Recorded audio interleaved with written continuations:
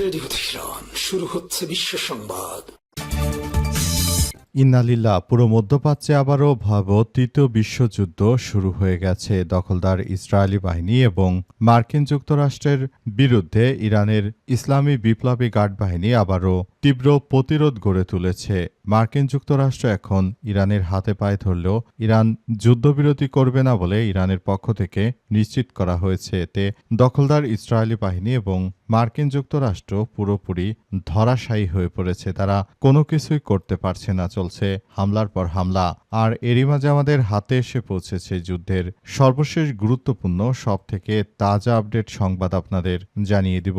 প্রথমেই জানাবো, ইরান যুক্তরাষ্ট্র শান্তি আলোচনায় স্থবির। ইরান ও যুক্তরাষ্ট্রের মধ্যে শান্তি প্রতিষ্ঠার আলোচনা নিয়ে আপাতত সরাসরি কোনো কূটনৈতিক প্রচেষ্টা নেই। ওয়াশিংটনের পক্ষ থেকে বলা হয়েছে তারা তেহরানের পাঠানো সর্বশেষ প্রস্তাবটি পর্যালোচনা করছে। ইরানের পক্ষ থেকেও নতুন করে কোনো উদ্যোগের কথা বলা হয়নি। তবে আজ হঠাৎ করে জ্বালানি উৎপাদনকারী ও রপ্তানিকারকদের সংস্থা ওপেক থেকে সংযুক্ত আরব আমিরাত বেরিয়ে যাওয়ার ঘোষণা দেয়। এই খাত ঘিরে বিশৃঙ্খলা সৃষ্টির আশঙ্কা তৈরি হয়েছে। এরপর জানাবো, যুদ্ধবিরতির সময় হামলার জন্য নতুন নতুন লক্ষ্যবস্তু ঠিক করেছে ইরান, জানালো ইরানের সেনাবাহিনীর মুখপাত্র। যুক্তরাষ্ট্র এবং ইসরায়েলের আগ্রাসন বন্ধ থাকায় যুদ্ধবিরতি সময়কালে ইরানের সামরিক বাহিনী তাদের লক্ষ্যবস্তু তথ্যভাণ্ডার হালনাগাদ পুরোপুরি সমৃদ্ধ করেছে এবং একই সঙ্গে সামরিক সরঞ্জামের মনোনয়ন বৃদ্ধি করেছে বলে জানিয়েছে ইরানের সেনাবাহিনীর মুখপাত্র ব্রিগেডিয়ার জেনারেল মোহাম্মদ আকরামানিয়া। এদিকে ইরানের উপর দীর্ঘমেয়াদী অবরোধের প্রস্তুতি নিচ্ছে যুক্তরাষ্ট্র, জানালো ডব্লিউএসজে। ইরানের উপর নৌ অবরোধ দীর্ঘ সময় ধরে বজায় রাখতে নির্দেশ দিয়েছে মার্কিন প্রেসিডেন্ট ডোনাল্ড ট্রাম্পের জন্য তিনি সহযোগীদের প্রস্তুতিও নিতে বলেছেন। মার্কিন গণমাধ্যম দ্য ওয়াল স্ট্রিট জার্নাল এর এক প্রতিবেদনে জানিয়েছে যে পুনরায় সামরিক হামলা শুরু না করে ইরানের অর্থনীতি ও তেল রপ্তানির উপর চাপ বজায় রাখতে ট্রাম্প এমন এক কৌশলের আশ্রয় নিচ্ছেন। এজন্য দেশটির বন্দরগুলোতে যাতায়াতকারী জাহাজ চলাচল আরও সীমিত করার পরিকল্পনা করা হয়েছে। এবারে জানাবো, ভারতে পশ্চিমবঙ্গে শুভেন্দুকে দেখে জয় বাংলা এবং চোর চোর বলে স্লোগান উত্তাল পশ্চিমবঙ্গের কালীঘাট। ভারতের কলকাতার পশ্চিমবঙ্গে আজ বিধানসভা নির্বাচনের দ্বিতীয় শেষ দফা ভোটগ্রহণ অনুষ্ঠিত হয়েছে। বৃষ্টি স্নাত পরিবেশের মধ্যে ভোটারদের উপস্থিতি ছিল লক্ষণীয়। আর সেই দিনই আলোচনার কেন্দ্রবিন্দুতে উঠে এসেছে বিজেপি প্রার্থী শুভেন্দু অধিকারী। নরেন্দ্র মোদীর মনোনীত প্রার্থী শুভেন্দু অধিকারীকে দেখা মাত্রই জয় বাংলা এবং চোর চোর স্লোগান দিতে থাকে এবং তাকে ধাওয়া করেছে। এই ঘটনায় তিনি কোনো মতে জীবন নিয়ে পালিয়ে গেছে। এবং সর্বশেষ জানাবো, কোরআনের আইন প্রতিষ্ঠার দাবি জানালেন জামাতের এমপি।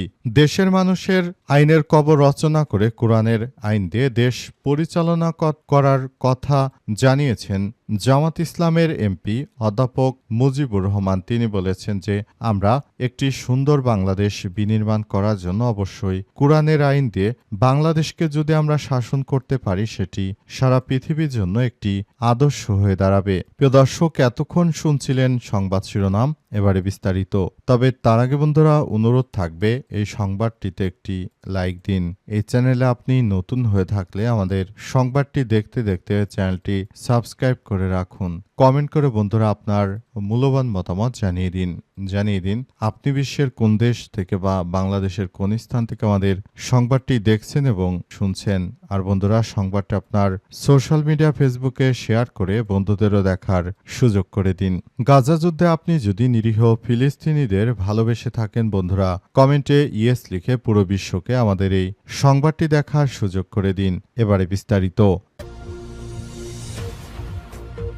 ইরান যুক্তরাষ্ট্র শান্তি আলোচনায় স্থবির। ইরান ও যুক্তরাষ্ট্রের মধ্যে শান্তি প্রতিষ্ঠার আলোচনা নিয়ে আপাতত সরাসরি কোনো কূটনৈতিক প্রচেষ্টা নেই। ওয়াশিংটনের পক্ষ থেকে বলা হয়েছে তারা তেহরানে পাঠানো সর্বশেষ প্রস্তাবটি পর্যালোচনা করছে। ইরানের পক্ষ থেকেও নতুন করে কোনো উদ্যোগের কথা বলা হয়নি। তবে মঙ্গলবার হঠাৎ করেই জ্বালানি উৎপাদনকারী ও রপ্তানিকারকদের সংস্থা ওপেক থেকে সংযুক্ত আরব আমিরাত বেড়ে যাওয়ার ঘোষণা দেওয়ায় এই খাত ঘিরে বিশৃঙ্খলার সংখ্যা তৈরি হয়েছে। এএফপি জানিয়েছে যে বিশ্ববাজারে অপরিশোধিত তেলের দাম মঙ্গলবার প্রতি ব্যারেল $110 ছাড়িয়ে গেছে। জ্বালানি পরিবহনের গুরুত্বপূর্ণ জলপথ হরমুজ প্রণালী খুলে না দেওয়া এবং শান্তি আলোচনা স্থবিরতার প্রেক্ষিতে দামের এই ঊর্ধ্বগতি। এরই মধ্যে এলএনজি শীর্ষ রপ্তানিকারক দেশ কাতার সতর্ক করে বলছে যে শান্তি আলোচনা চূড়ান্ত সমাধান না এলে অঞ্চল জুড়ে ফ্রোজেন কনফ্লিক্ট তৈরি হতে পারে। আন্তর্জাতিক রাজনীতিতে ফ্রোজেন কনফ্লিক্ট বলতে জটিল এক পরিস্থিতি বোঝায় যেখানে সংঘাত একেবারেই থেমে যায় না, আবার পুরোদমেও চলে না।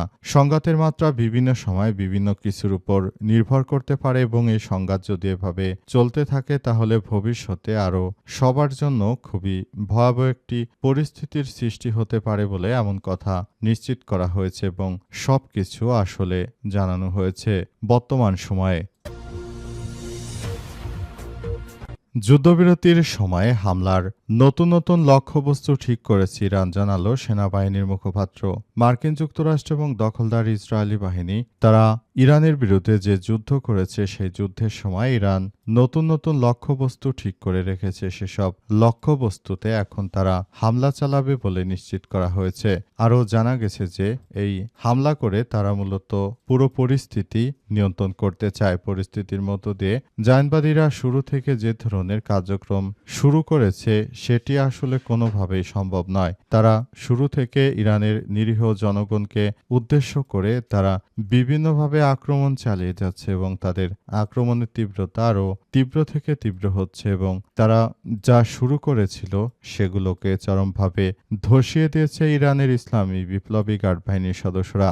যে কোনো মূল্যে বর্তমান দখলদার জায়নবাদীদের বিরুদ্ধে ইরান তীব্র থেকে তীব্র আকারে আক্রমণ চালিয়ে যাচ্ছে এবং এই আক্রমণের ধরন এতটাই তীব্র আকার ধারণ করেছে যে পুরো মধ্যপ্রাচ্য জুড়ে ইহুদিবাদীরা চরমভাবে ধরাশায়ী হয়েছে। তারা কল্পনা করতে পারেনি যে ইরান তাদেরকে এভাবে ধসিয়ে দেবে এবং এই পরিপ্রেক্ষিতে জায়নবাদীরা শুরু থেকেই তারা এই কার্যক্রমগুলো নিয়ে খুবই আতঙ্কিত হয়ে পড়েছে এবং তারা আসলে পরিস্থিতি খুবই খারাপের দিকে যাওয়ার কারণে তারা কোনো কিছুই করতে পারেনি এবং এজন্য দখলদারদের শেষ করে দেয়া হচ্ছে। ইরানের উপর দীর্ঘমেয়াদী অবরোধের প্রস্তুতি নিচ্ছে যুক্তরাষ্ট্র। ইরানের উপর নৌ অবরোধ দীর্ঘ সময় ধরে বজায় রাখার নির্দেশ দিয়েছে মার্কিন যুক্তরাষ্ট্রের প্রেসিডেন্ট ডোনাল্ড ট্রাম্প। তিনি জানিয়েছেন যে ইরানের উপর এই অবরোধ চলতে থাকবে। তিনি আরও জানিয়েছেন যে সবকিছু আমরা ছাড় দেব না, আমরা ইরানের উপর এইভাবে কার্যক্রম চালিয়ে রাখব বলে জানানো হয়েছে এবং আরও বলা হয়েছে সবকিছুর জন্য তারা দীর্ঘদিন ধরে অপেক্ষা করে আসছিল এবং সবকিছু তারা দেখভাল করছিল। পুরো মধ্যপ্রাচ্য জুড়ে দখলদার ইসরায়েলি বাহিনী যে ধরনের কার্যক্রম তারা শুরু করেছে এটা কোনোভাবেই গ্রহণযোগ্য হতে পারে না। এই প্রতিক্রিয়াগুলো অত্যন্ত গুরুত্বপূর্ণ কার্যক্রমগুলোর মধ্যে নিয়ে যাচ্ছে। অত্যন্ত দুঃখজনক হলেও সত্যি যে পুরো মধ্যপ্রাচ্য জুড়ে আসলে ভয়াবহ একটি সংঘাতময় পরিস্থিতির দিকে চলে যাচ্ছে। মূলত মার্কিন যুক্তরাষ্ট্র তারা শুরু থেকেই এই কার্যক্রমগুলো চালিয়ে তারা নিজেরাই এবার ফেঁসে গেছে। এই কার্যক্রমগুলো চালানোর জন্য মার্কিন যুক্তরাষ্ট্র তারা কোনোভাবেই আসলে শুরু থেকে কোনো বিষয়গুলো করতে পারেনি এবং শেষ পর্যন্ত তারা পুরোপুরি ফেঁসে গেছে। তারা ইরানের বিরুদ্ধে যুদ্ধ করতে এসে পুরোপুরি ফেঁসে যাওয়ার কারণে আসলে সবকিছু করেছে বলে জানা গেছে এবং সমস্ত বিষয়গুলো তারা দেখভাল করছে।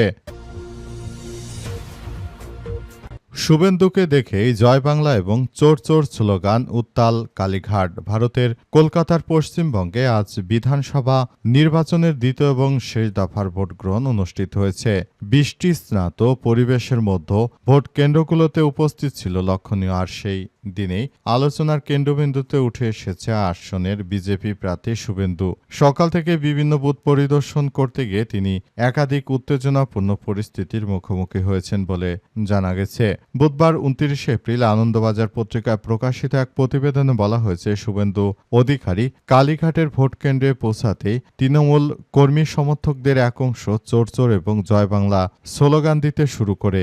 এ জেরে দ্রুত উত্তেজনা সৃষ্টি হয়। স্থানীয় নেত্রী কাজরি বন্দ্যোপাধ্যায়ের নেতৃত্বে তৃণমূল সমর্থকরা জয় বাংলা ধ্বনি তুলে সামনে এগিয়ে আসেন। এর পাল্টা জবাবে বিজেপি সমর্থকদের পক্ষ থেকে জয় শ্রীরাম স্লোগান শোনা যায়। দুই পক্ষের এই পাল্টাপাল্টি অবস্থানে কালীঘাটে জয় হিন্দ ভবন চত্বরে তারা মুখোমুখি অবস্থান করে এবং শেষ পর্যন্ত আসলে বিষয়গুলো কি হলো সেটি এখন পর্যন্ত কেউ স্পষ্টভাবে বলতে পারেনি। অনেকেই বলাবলি করছে যে এই শুভেন্দু তিনি এক বাটি নয় দুই বাটি নয় বরং বেশ কয়েক বাটি তিনি গরুর মাংস খেয়েছেন, অথচ তিনি এমন একটি ভাব ধরেন মনে হচ্ছে যে তিনি হয়তো অনেক বড় একজন ধার্মিক ব্যক্তিত্ব। তিনি হিন্দুত্ববাদী নরেন্দ্র মোদীর বিজেপির তিনি এক ব্যক্তি হিসেবে বলা হচ্ছে এবং আরও বলা হচ্ছে যে তিনি নাকি কার্যক্রম চালিয়ে যাচ্ছেন, এমন কিছু কর্মকাণ্ড তিনি করছেন যে সবকিছুর জন্য আসলে সবাই তাকে নিয়ে অনেক বেশি সমালোচনা করছে। এ শুভেন্দু অধিকারী তিনি শুরু থেকেই এমন কিছু কার্যক্রম চালিয়ে যাচ্ছিলেন যেটা দেখে সবাই হতচকিত হয়ে পড়েছে, কারণ তিনি শুরু থেকেই এই বিষয়গুলো সামনে এনেছেন এবং তিনি জানানোর চেষ্টা করেছেন যে তিনি যেটা করেছেন সেটা নাকি খুবই ভালো কিছু করেছেন বলে এমন তথ্য সামনে এসেছে। এবং এই শুভেন্দু অধিকারীর বিরুদ্ধে সবাই আসলে কার্যক্রম চালাচ্ছে। তিনি বিজেপির একজন দালাল হিসেবে প্রতিষ্ঠিত ব্যক্তি। শুভেন্দু অধিকারী বাংলাদেশ নিয়ে বিভিন্ন সময় বিভিন্ন কটাক্ষমূলক কথাবার্তা বলেছে।